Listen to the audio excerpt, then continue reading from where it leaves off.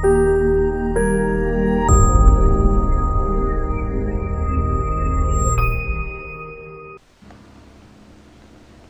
കമ്മ്യൂണിക്കേഷൻ്റെ പുതിയൊരു വീഡിയോയിലേക്ക് സ്വാഗതം. ഇന്നത്തെ വീഡിയോ നോക്കാൻ വേണ്ടി പോകുന്നത് നമ്മുടെ പാൻ കാർഡിൽ വരുന്ന കറക്ഷൻസ് ഒക്കെ എങ്ങനെയാണ് കറക്റ്റ് ചെയ്യുന്നതെന്നാണ്. അതായത് നമ്മുടെ നെയിമിലുള്ള കറക്ഷൻ, ഡേറ്റ് ഓഫ് ബർത്തിലുള്ള കറക്ഷൻ, അതുപോലെ തന്നെ നമ്മുടെ ഫാദറിൻ്റെ നെയിമിലുള്ള കറക്ഷൻ, അങ്ങനെ എല്ലാം നമുക്ക് കറക്റ്റ് ചെയ്യാൻ വേണ്ടി പറ്റുന്നതാണ്. അപ്പോൾ അത് ഓൺലൈനായിട്ട് എങ്ങനെയാണ് ചെയ്യുന്നതെന്നാണ് ഇന്നത്തെ വീഡിയോയിൽ നോക്കാൻ വേണ്ടി പോകുന്നത്. അപ്പോൾ നമ്മുടെ ആധാർ കാർഡിൽ എങ്ങനെയാണോ അതുപോലെ തന്നെ നമ്മുടെ പാൻ കാർഡിലും വരുത്താൻ വേണ്ടി ശ്രമിക്കുക. അല്ലെങ്കിൽ നമുക്ക് ഏതാണോ നമ്മുടെ ഡോക്യുമെൻറ്റ് കറക്റ്റായിട്ട് നെയിമും ഡീറ്റെയിൽസും കാര്യങ്ങളും വരുന്നത് ഒരേപോലെ തന്നെ ആയിരിക്കാൻ വേണ്ടി ശ്രദ്ധിക്കുക കേട്ടോ. അപ്പോൾ വീഡിയോയിലേക്ക് പോകുന്നതിന് മുമ്പ് ഇതുവരെ ചാനൽ സബ്സ്ക്രൈബ് ചെയ്യാത്തവരാണല്ലോ സബ്സ്ക്രൈബ് ചെയ്യുക. അതുപോലെ തന്നെ ബെല്ലൈക്കണോടെ ക്ലിക്ക് ചെയ്താൽ നമ്മളിടുന്ന വീഡിയോസിൻ്റെ നോട്ടിഫിക്കേഷൻ നിങ്ങൾക്ക് അപ്പോൾ തന്നെ വരുന്നതായിരിക്കും കേട്ടോ. നിങ്ങൾക്കിപ്പോൾ ഏതെങ്കിലും വീഡിയോസ് വേണമെന്നുണ്ടെങ്കിൽ നിങ്ങൾക്കൊന്ന് കമൻറ്റ് ബോക്സിൽ കമൻറ്റ് ചെയ്യാവുന്നതാണ്. നമ്മൾ അതനുസരിച്ച് ചെയ്യുന്നതായിരിക്കും കേട്ടോ. നമുക്ക് വീഡിയോയിലേക്ക് പോകാം. ഗൂഗിൾ വെബ് ബ്രൗസറിൽ നമുക്ക് പാൻ കാർഡ് ടൈപ്പ് ചെയ്ത് കൊടുക്കാം. പാൻ കാർഡിന് ടൈപ്പ് ചെയ്യുമ്പോൾ തന്നെ നമുക്ക് താഴോട്ട് വന്നാൽ പാൻ കാർഡ് UTITSL എന്ന് കാണാൻ വേണ്ടി പറ്റും. അവിടെ ക്ലിക്ക് ചെയ്ത് കൊടുക്കുക. താഴോട്ട് സ്ക്രോൾ ചെയ്ത് കഴിഞ്ഞാൽ നമുക്ക് കുറേ ഓപ്ഷൻസ് കാണാൻ വേണ്ടി പറ്റും.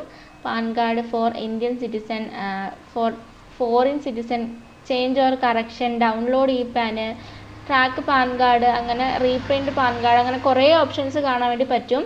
അപ്പോൾ നമ്മൾ എങ്ങനെയാണ് നഷ്ടപ്പെട്ടു പോയ പാൻ കാർഡ് അല്ലെങ്കിൽ റിന്യൂ ഒക്കെ ചെയ്ത പാൻ കാർഡ് എങ്ങനെയാണ് റീപ്രിൻറ്റ് ചെയ്യുന്നത് നമ്മൾ വീഡിയോ ചെയ്തിട്ടുണ്ട്. അതുപോലെ തന്നെ എങ്ങനെയാണ് പുതിയ പാൻ കാർഡ് നമ്മൾ അപ്ലൈ ചെയ്യുക എന്ന ഡിജിറ്റൽ ഫോർമാറ്റിലും ഫിസിക്കലായിട്ടും നമ്മൾ എങ്ങനെയാണ് ചെയ്യുന്നതെന്നുള്ള വീഡിയോ നമ്മൾ ഓൾറെഡി അപ്ലോഡ് ചെയ്തിട്ടുണ്ട് കേട്ടോ.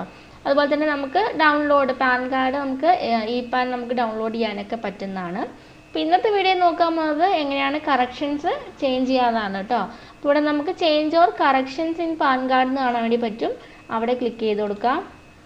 നമ്മൾ വെബ്സൈറ്റിൻ്റെ ലിങ്ക് നമ്മൾ ഡിസ്ക്രിപ്ഷൻ ബോക്സിൽ കൊടുക്കുന്നതായിരിക്കും കേട്ടോ.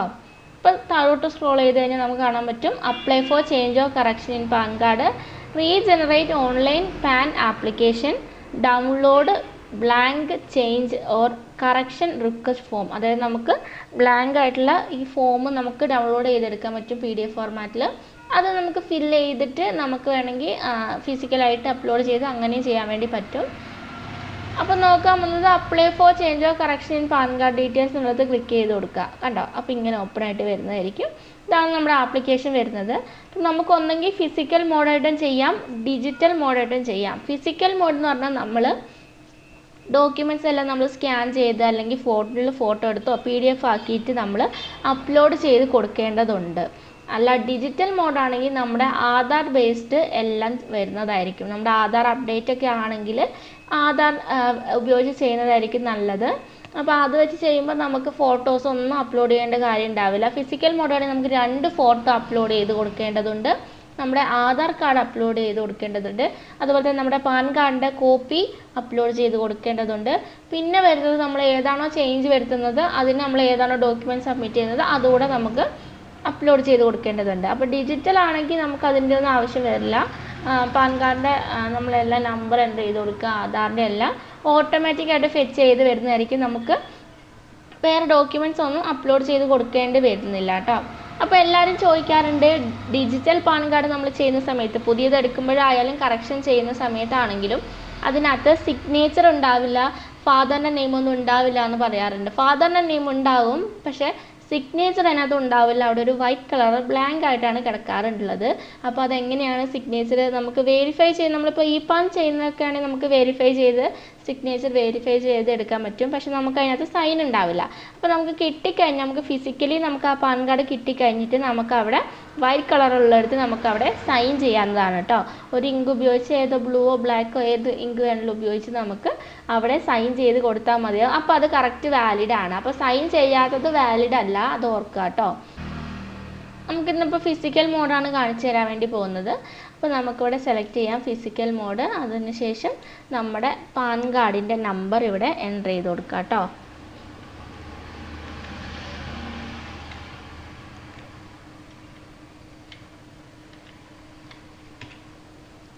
അതിനുശേഷം ഒന്നുകൂടെ റീ എൻ്റർ ചെയ്ത് കൊടുക്കാൻ വേണ്ടി വരും.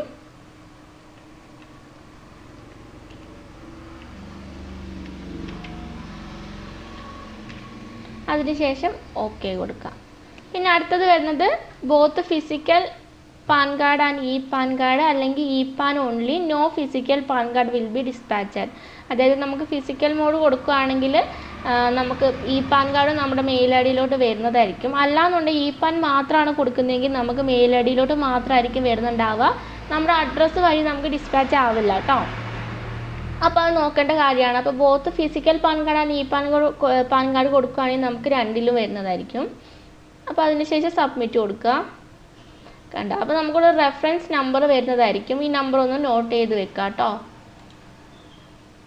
അതിനുശേഷം നമുക്ക് ഇതിനകത്ത് ഏതാണോ നമ്മൾ ചേഞ്ച് ചെയ്യേണ്ടത് വരുന്നത്, നമുക്കിപ്പോൾ നെയിം ചേഞ്ച് ചെയ്യാൻ വരുന്നെങ്കിൽ ഇവിടെ ഒരു ചെക്ക് ബോക്സ് കാണാം. അത് ടിക്ക് ചെയ്തതിന് ശേഷം വേണം നമുക്ക് കൊടുക്കാൻ വേണ്ടി, ബാക്കി ഡീറ്റെയിൽസ് ഒക്കെ കൊടുക്കാൻ വേണ്ടി. അല്ലെങ്കിൽ നമുക്കിവിടെ റെഡ് കളറിൽ മിസ്മാച്ച് എന്ന് പറഞ്ഞാൽ നമ്മൾ നെക്സ്റ്റ് പോകുന്ന സമയത്ത് കാണിക്കുന്നതായിരിക്കും കേട്ടോ. അപ്പോൾ ഏതിലാണോ നമുക്ക് ചേഞ്ച് വരുത്താനുള്ളത് അതിനകത്ത് നമ്മൾ ചെക്ക് ബോക്സിൽ ടിക്ക് കൊടുക്കേണ്ടതുണ്ട്. അപ്പോൾ ഫാദറിൻ്റെ നെയിമിലാണ് വരുത്തേണ്ടതുണ്ടെങ്കിൽ ഇവിടെ ചെക്ക് ബോക്സ് കൊടുക്കുക. അതുപോലെ തന്നെ ഡേറ്റ് ഓഫ് ബർത്തിലാണെങ്കിൽ ഇവിടെ ടിക്ക് ചെയ്ത് കൊടുക്കുക. ഏതാണോ വേണ്ടത് അതിൻ്റെ സ്ഥലത്ത് നമുക്ക് ടിക്ക് ചെയ്ത് കൊടുക്കുക. അപ്പോൾ നമുക്ക് ഏതാണോ മാറ്റേണ്ടതുള്ളത് അത് മാത്രം ചെക്ക് ചെയ്ത് കൊടുത്തിട്ട് മാറ്റിയാൽ മതിയാകും. ബാക്കി ഡീറ്റെയിൽസ് ഒക്കെ എൻ്റർ ചെയ്ത് കൊടുക്കണം. പക്ഷേ ഏതാണോ മാറ്റേണ്ടത് അതിന് മാത്രം ചെക്ക് ചെയ്തതിന് ശേഷം എൻ്റർ ചെയ്ത് കൊടുക്കുക കേട്ടോ. അപ്പോൾ അടുത്ത ഫസ്റ്റ് നമ്മൾ ആദ്യം നെയിം, നമ്മുടെ പേഴ്സണൽ ഡീറ്റെയിൽസ് ആണ് എൻ്റർ ചെയ്ത് കൊടുക്കുന്നത്. പിന്നെ പാരൻസിൻ്റെ ഡീറ്റെയിൽസ്, പിന്നെ വരുന്നത് date of birth, gender, state select ചെയ്ത് കൊടുക്കുക. ആധാർ നമ്പർ 2 പ്രാവശ്യം എൻ്റർ ചെയ്ത് കൊടുക്കണം. അതിനുശേഷം നമ്മുടെ ആധാറിലെ നെയിം എങ്ങനെയാണോ അതേപോലെ എൻ്റർ ചെയ്ത് കൊടുക്കുക. അതിനുശേഷം നെക്സ്റ്റ് സ്റ്റെപ്പ് എന്നുള്ളിടത്ത് ക്ലിക്ക് ചെയ്ത് കൊടുക്കുക. അടുത്തത് പോകുന്നതെന്ന് പറഞ്ഞാൽ അഡ്രസ്സിൻ്റെ ഡീറ്റെയിൽസിലോട്ടാണ്. അപ്പോൾ നമുക്കവിടെ അഡ്രസ് ഡീറ്റെയിൽസ് കാണാൻ വേണ്ടി പറ്റുന്നതാണ്. അപ്പോൾ അതൊക്കെ ഒന്ന് ചെക്ക് ചെയ്ത് നോക്കുക. നമുക്ക് എൻ്റർ ചെയ്ത് കൊടുക്കാൻ വേണ്ടി പറ്റും. അവിടെ എന്തെങ്കിലും മാറ്റാനുള്ള, ബാക്കി എല്ലാ പ്രോസസ്സിലും എന്തെങ്കിലും മാറ്റാനുണ്ടെങ്കിൽ മാത്രം ആ ചെക്ക് ബോക്സ് ടിക്ക് ചെയ്ത് കൊടുക്കുക. അല്ലെങ്കിൽ സാധാ പോലെ ബാക്കി ഡീറ്റെയിൽസ് ഒക്കെ കൊടുത്തതിന് ശേഷം നെക്സ്റ്റ് അടിച്ച് നമുക്ക് പോവേണ്ടി പറ്റുന്നതാണ് കേട്ടോ. അപ്പോൾ അതുകൂടെ ചെയ്ത് കഴിഞ്ഞാൽ നമ്മൾ നേരെ അതർ ഡീറ്റെയിൽസ് ആണ് വരുന്നത്. നമ്മുടെ ഏരിയ കോഡ് അങ്ങനെ ബാക്കി ഡീറ്റെയിൽസ് ആണ് വരുന്നത്. അതൊക്കെ എൻ്റർ ചെയ്ത് കൊടുക്കുക. നമ്മുടെ ഫോൺ നമ്പർ കറക്റ്റായിട്ട് എൻ്റർ ചെയ്ത് കൊടുക്കുക. അതുപോലെ തന്നെ മെയിൽ ഐ ഡിയും എൻ്റർ ചെയ്ത് കൊടുക്കാൻ വേണ്ടി ശ്രദ്ധിക്കണം കേട്ടോ. അപ്പോൾ അതൊക്കെ എൻ്റർ ചെയ്ത് കൊടുത്തതിന് ശേഷം നമുക്ക് ഡിക്ലറേഷൻ ഫില്ല് ചെയ്യാൻ വേണ്ടി വരും.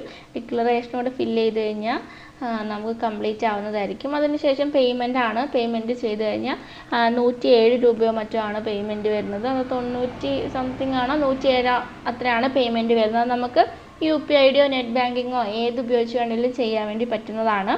അതുകൂടെ ചെയ്തതിന് ശേഷം നമുക്ക് ഒരു PDF ഫോർമാറ്റ് നമുക്ക് കിട്ടുന്നതായിരിക്കും, നമ്മുടെ ഒരു ആപ്ലിക്കേഷൻ കിട്ടുന്നതായിരിക്കും. അത് ഓട്ടോമാറ്റിക്കായിട്ട് നമ്മൾ ഡീറ്റെയിൽസ് ചെയ്ത് കൊടുത്തതിന് കൊണ്ട് അത് ഫില്ലായിട്ടായിരിക്കും വരുന്നത്. അപ്പോൾ ജസ്റ്റ് ഒന്ന് ചെക്ക് ചെയ്ത് നോക്കുക. അപ്പോൾ നമ്മൾ എല്ലാം ഓരോന്ന് പോകുമ്പോൾ ഫൈനൽ സബ്മിറ്റ് ചെയ്യുന്നതിന് മുൻപായിട്ട്, പേയ്മെൻറ്റിന് മുൻപായിട്ട് തന്നെ നമ്മുടെ ഡീറ്റെയിൽസ് എല്ലാം നമ്മൾ കൊടുത്തിരിക്കുന്നത് കറക്റ്റാണോ എന്നൊന്ന് ചെക്ക് ചെയ്ത് നോക്കുക കേട്ടോ.